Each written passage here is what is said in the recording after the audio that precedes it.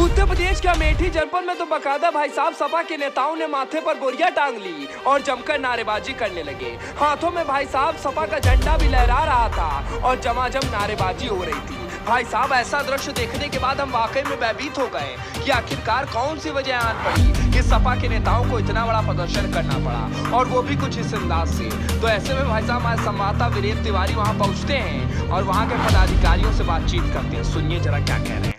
क्या नाम है आपका, किस पद पे हैं? मेरा नाम जय सिंह प्रताप यादव है। मैं समाजवादी पार्टी का प्रदेश कार्यकारिणी सदस्य हूँ छात्र सभा का। ये आज किस प्रकार का प्रदर्शन किया जा रहा है? जिस तरीके से वर्तमान की जुल्मी तानाशाही दम्भी सरकार ने किसानों के पेट पर लात मार रही है, एक तरफ डीजल पेट्रोल के दाम आसमान पर छू रहे हैं, दूसरी तरफ वर्तमान की सरकार ने परसों खाद के दाम में 300 रुपये बढ़ोतरी कर दिया है। खाद के दाम बढ़ाकर किसान के पेट पे छुरा भोंकने का काम किया है। वर्तमान की सरकार पूरी तरीके से तानाशाही रवैया अपनाई है और किसानों के विरोध में काला कानून ला कर रख दी है।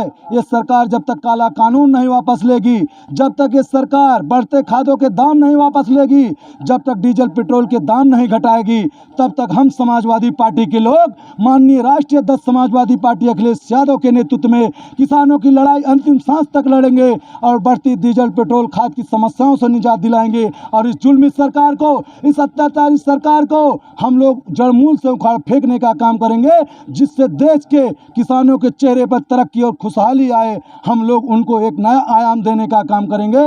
हम समाजवादी पार्टी के लोग इनकी हर समस्या को लेकर समाजवादी पार्टी सड़क से लेकर सदन तक संघर्ष रहेगी। वर्तमान की सरकार को इस मांग को वापस लेना होगा।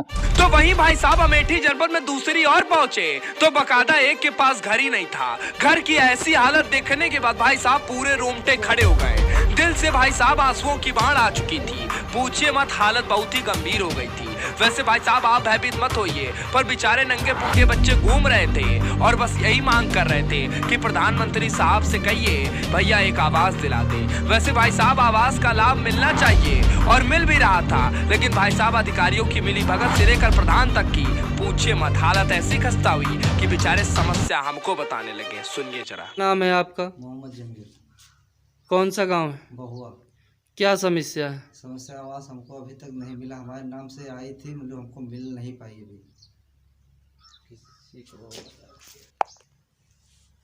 हमारी कॉलोनी जो हमारे नाम से आई थी किसी को दे दी गई। हमको पता चला कि मेरे सूची में नाम था, बोले कॉलोनी अभी हमको मिली नहीं।